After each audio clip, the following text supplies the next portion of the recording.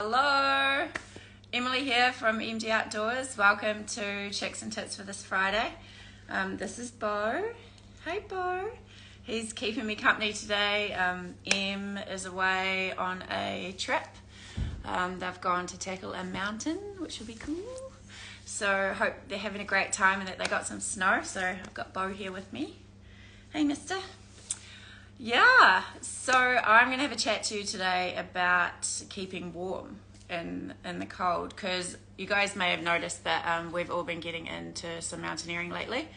So we've done a course and I went out Avalanche Peak last weekend, which was so cool. Like it's so exciting, like loving it. But honestly, like when I first started, I was like, I don't know how I'm going to like this because I really feel the cold. So doing winter missions to me has been a bit of a challenge, and learning to navigate the cold is something that I'm still on a journey with, but definitely have picked up a few tips. So I've got 5 tips today on things like little hacks that I've learned about staying warm when you're out there, because being on the top of a snowy mountain, it's very hard to beat. Like it's incredible and it's worth it.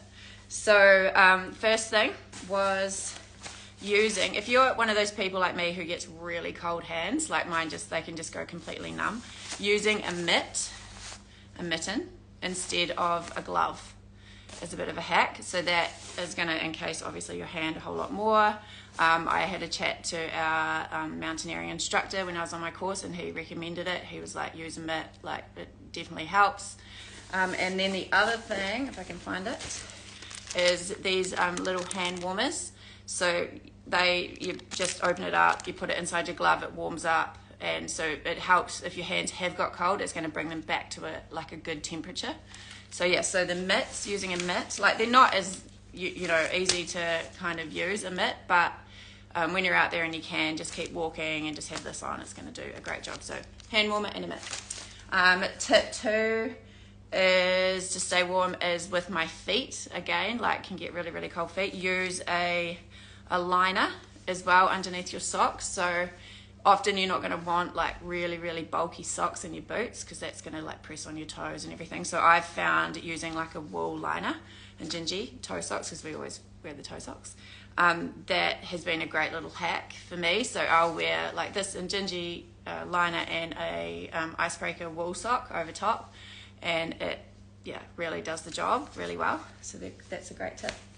Next thing is, so beating the cold when you're out there and you're at especially when you're up the top and the tops of the mountains. Like I've found personally wearing my rain jacket, even if it's not raining, with obviously like you've got your Merino base layers, you've got all your layers underneath, but then chucking your rain jacket on is just so good with the cold. Like it blocks out the wind, it blocks out everything, and I've just found that to be such a great piece of gear to pull out, even if it's not raining. And I found that probably beaten nearly all my other gear if I'm out there and really want to get warm, especially on that top in the wind. It's just a game changer. So pulling your rain jacket out when it's not raining is a good idea. And then the other thing, where are they, is these are Merino boxes, so Merino boxes. I don't know if any of you have been caught out with a really cold ass, but it is not nice. And these eliminate it. So taking a Merino undies, like Merino boxer undies, whatever, makes a massive difference. And these ones are really cool, the Merino ones. So that is that. And then other thing is, if like I have been in a situation, and if you're watching today, Oscar was my little hero. We're out on a photo shoot and I ended up getting like really, really cold hands, and I couldn't bring them back.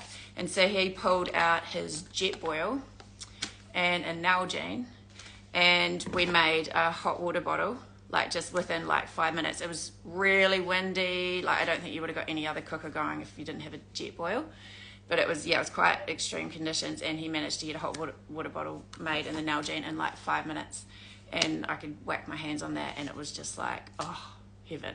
So, and it fixed it like straight away. So that's another one to like have up your sleeve if you're in those really cold conditions. Yeah, so that's just some tips on staying warm out there, because I tell you what, for anyone out there who hasn't done any winter exploring or is a bit like nervous about getting right up out there in winter and in the cold, it is so worth it. Like the views you get, like in the snowy views, and just being out there in those different conditions is amazing. Like it's so worth it. Like mountaineering and being able to put those crampons on and just get to the top of that mountain, it's such a great feeling. So if you haven't explored it for whatever reason, I really encourage you to give it a go. Yeah. So yeah, I hope everybody's having a great start to their Friday and that you've got some cool weekend plans lined up. I'm in the shop for the next 2 days on my own, so come say hi if you're bored. I'll be wanting some company. Yeah, and hope you have a good one. Cool. See ya.